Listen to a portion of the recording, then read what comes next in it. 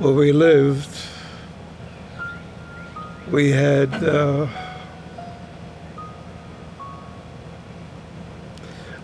Jewish people in the town, and we also had Jewish people in our barn.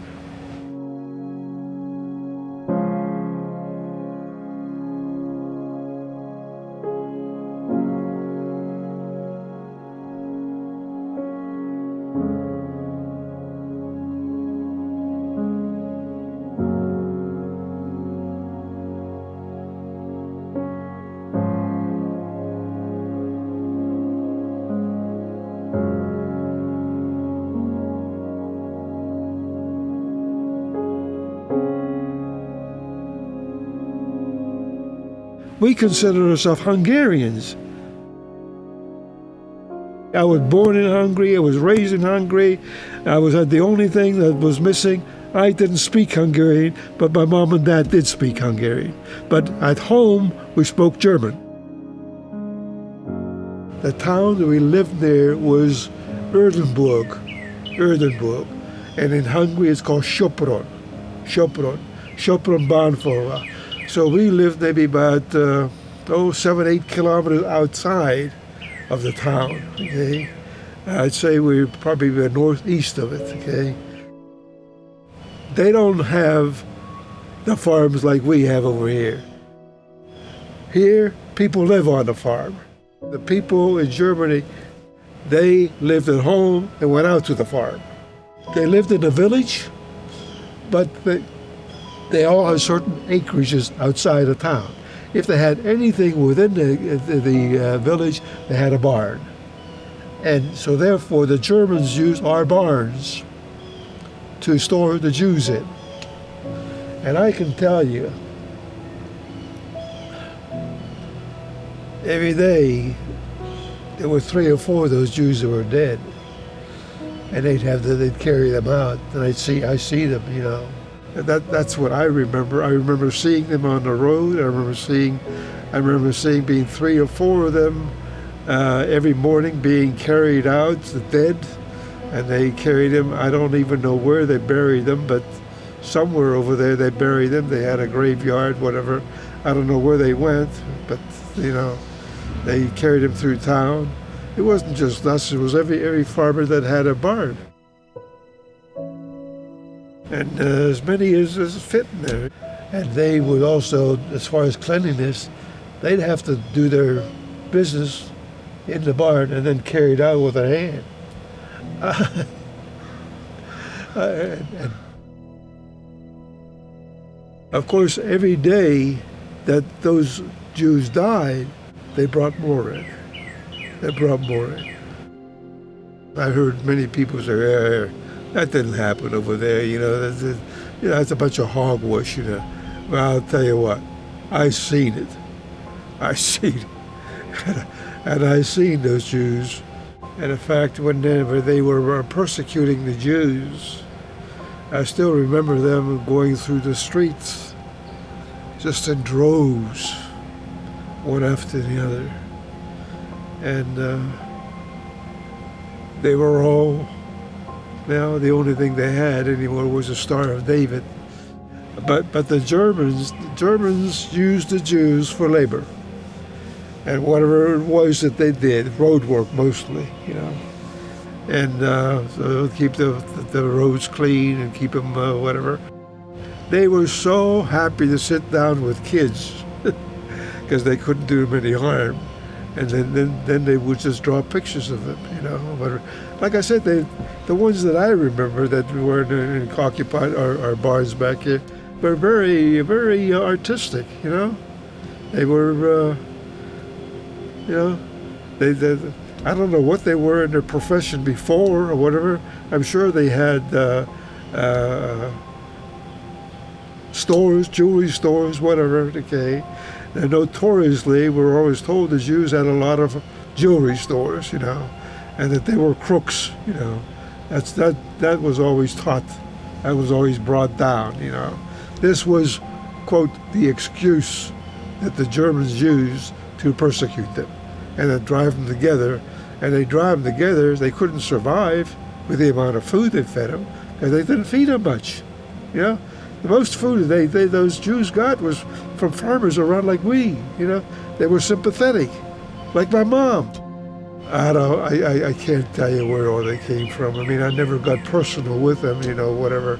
The personal contact I had was the fact that they liked to draw. They like to get kids like us back here, you know, and draw the picture. And you go home and give it to mom and dad, and they feel sorry to give you something to give them, you know. But you weren't allowed. You were caught doing that. That the rule was you're part of their concentration camp. My mom had a very soft heart. She was very compassionate, and she felt very sorry for the Jews. So the Jews were always knocking on her door. And the rules were that if you were caught giving anything to the Jews, and my mom always gave them a morsel here, morsel there, you know, whatever. They always offered to do things for her in order to get some food, just to survive. In a town that's no bigger than 3,000 or 4,000, it's very hard to keep a secret over here from anybody. So everybody knows everybody's business, you know. Doesn't matter how many friends you have, you always have enemies as well. And so therefore, I don't know how it came about. Somebody didn't like the fact that she gave him food, you know what I mean? And then somebody squealed. And it has to be more than squealing. It has to be complaining and bring it to the front, you know. And that's what happened. So the SS, the hierarchy, I still remember his name was Winter, last name Winter. But they caught Mom, and then of course the thing is, if you get caught, you're thrown into their concentration camp. That's how the rules went. And then of course that would have probably happened if it wasn't for my grandfather. My grandfather, he was the burgomaster of the town, and he had connections here and there and there and there. And so he had to go out there to clear my mom so she didn't end up in a concentration camp. But that's as close as we came, you know, with her. People don't understand that. They say, well, you know, why you do this and why you do that and so on, whatever. Well, people don't understand how things were at that time, you know. I mean, a rule was a rule, you know, and if you broke the rule, you're going to pay for it, you know, especially with the SS in charge, you know. My grandfather, he was friends with everybody, even with the Russians. The Russians came through town, you know, everybody fearing them. Hell, he'd invite them to the house and he'd give them all the damn wine they want. And you know what they did? They went out and stole and brought it back to my grandfather. I mean, they brought like speck, you know, speck is a bacon, you know. They went out there and they stole off of other people and they brought it back to my granddad. It's just about, but like I said, my grandfather was a people's man, you know what I mean?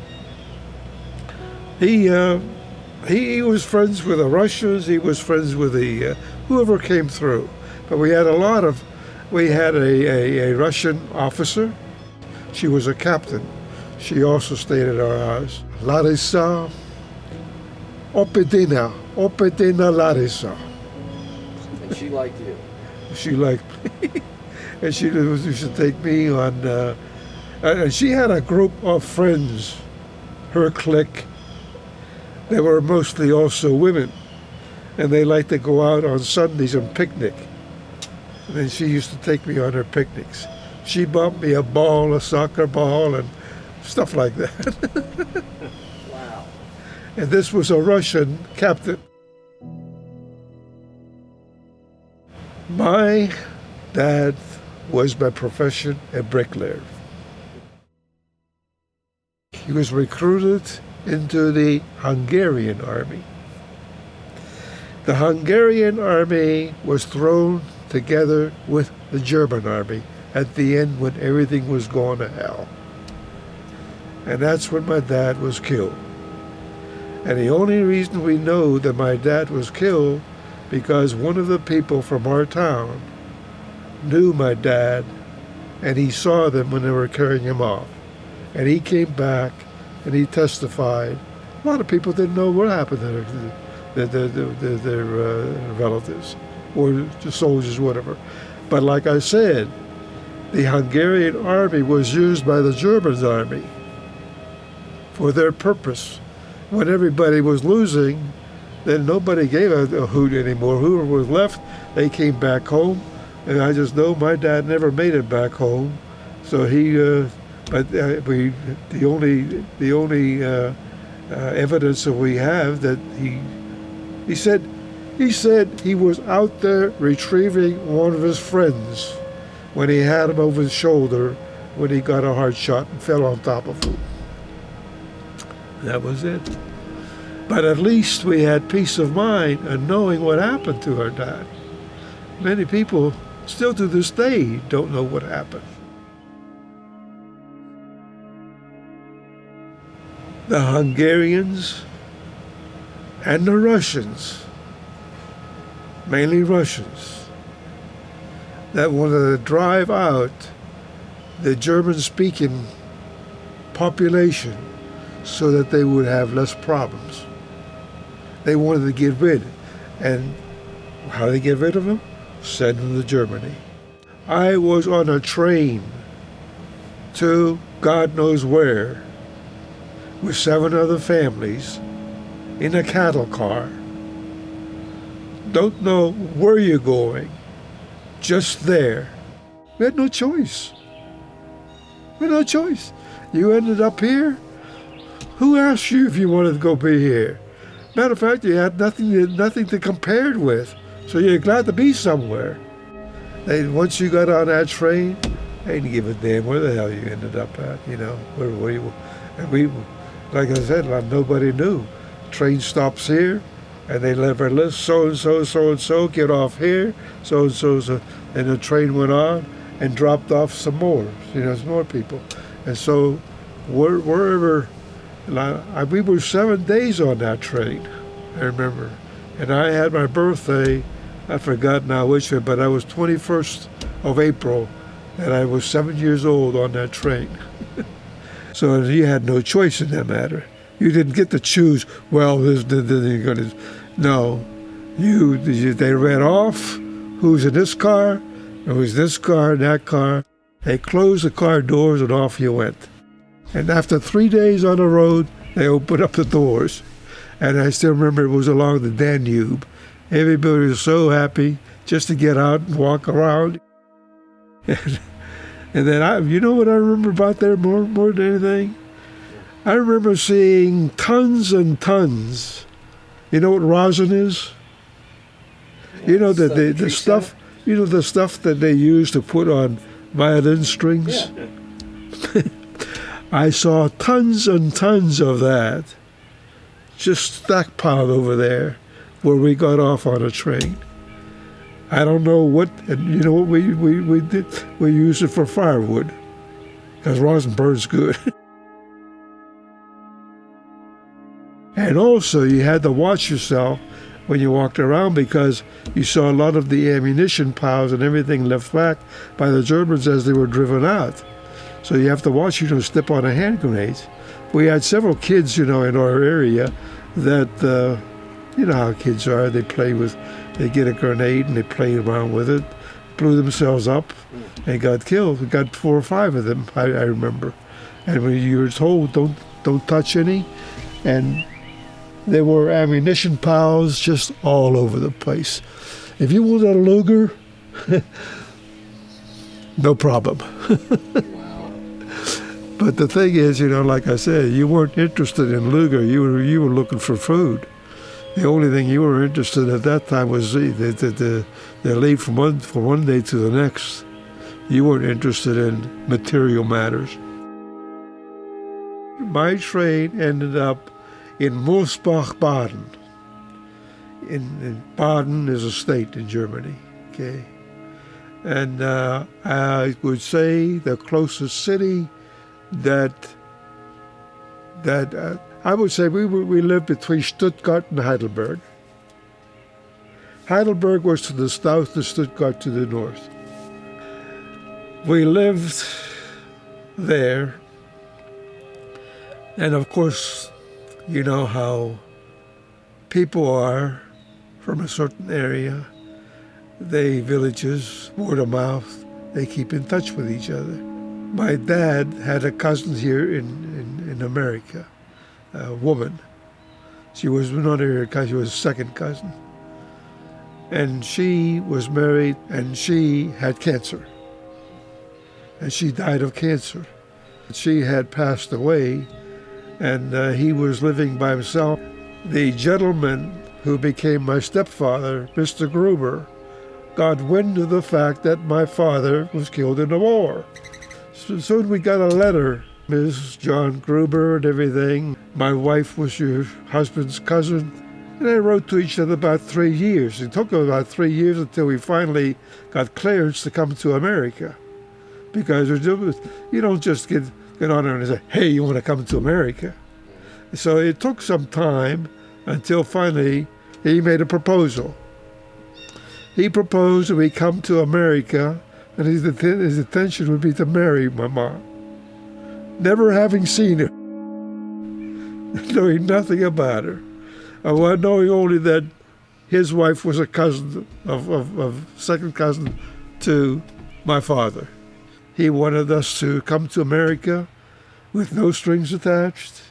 If we decided to like it, we could return. We were apprehensive, you going to America isn't just like going a boat and whatever, and meeting somebody you never met before, and having another family or whatever. It's no little thing, Everybody that my mom talked to in the village, they were all encouraging. They said, what have you got to live for here? I said, you have nothing to live for. The only thing you have here is food stamps and everything. You don't have a life, And so they kept talking, and eventually, and she, of course, if it wasn't for me, I don't think she would have come. But I talked to her into it. I said, well, Mom, what have we got to lose, I said, if we don't like it, we come back to Germany, Let's go. So at least we have a nice trip. Then in 1950 is when we came, and it was in May.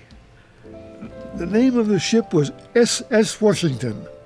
Never been on the ocean before, never been on a boat like that. We went from Germany, we went from Mosbach to Hamburg.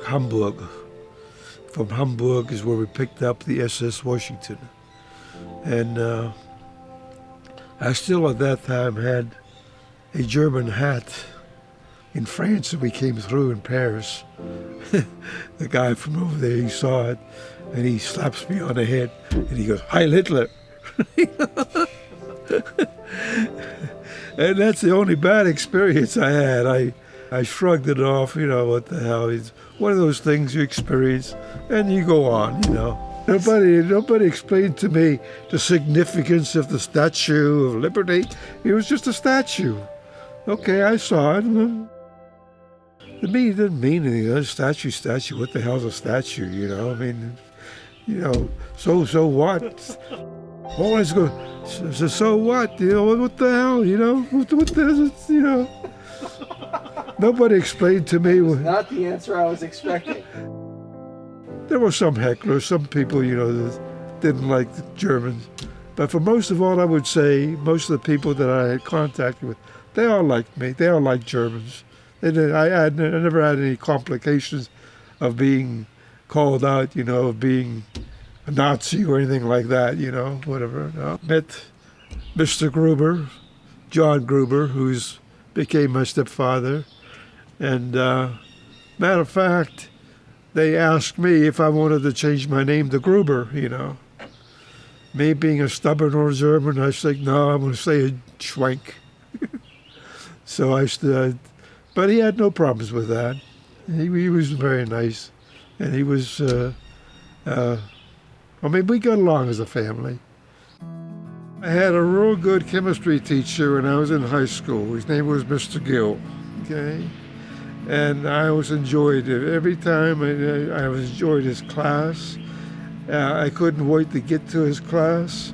He made it interesting, and I always wanted to pattern myself after him. So therefore, he had a genuine interest in students. It wasn't something put on. Some teachers go in and they just put in the time because, quote, they have to. Well, I never felt that way. I was wanting to enjoy myself. Every day was different. I taught 5 years at Walsh University, okay? Before that, I taught 8 years in public school. But I went public school, I went back and I got my doctorate degree. And then I went back and I taught at Walsh. And Bob Austin stopped over to see me, and he asked me if I was interested in teaching down at Tusky Valley. And I said, oh, I don't know, Tusky Valley, whatever, I'm teaching here at Walsh, why should I teach at Tusky Valley, I thought about it, and and Bob, he'd stop over occasionally. He didn't just stop at one time. So he always wanted to know, well, I'm ready to come down and teach down at Tusky Valley. So finally I said, yeah, I tell you, I think I'm ready. I think if you have an opening. So that was it. So my first day at Tusky Valley, I considered myself having the best students all the time. I honestly can say I have always been privileged to have students that wanted to teach, that wanted to learn. And being at Tusky Valley, to me, was no different than being at Walsh. No, it wasn't. You say, well, the grade. No, the challenge was the same. You had a challenge there to teach those kids chemistry. You had a challenge there to teach those kids physics. You give me one profession where you have the diversity of material on a daily basis besides teaching. You give me one. I could have gone in industry. I could have gone in the lab. Been a lab in it. But, if I'd have done that, I'd have probably ended up doing the same thing over and over and over and over again, and it would become monotonous. But with teaching, because the students are different, and you're teaching different types of students, that makes the difference. It doesn't matter whether I taught in high school or whether I taught in college. I always had interesting students, and I always had students that were willing. That's a big thing. If a student is willing to learn, you can do a lot. I started teaching in 1962. 202 that I retired. After I got married, went back with my honeymoon. I went back here, and matter of fact, I probably enjoyed that more than anything because I was growing up and I was able to had a little bit of money saved up and everything. I did. I had to go back. I had to go back and see it again. And, sad thing about it,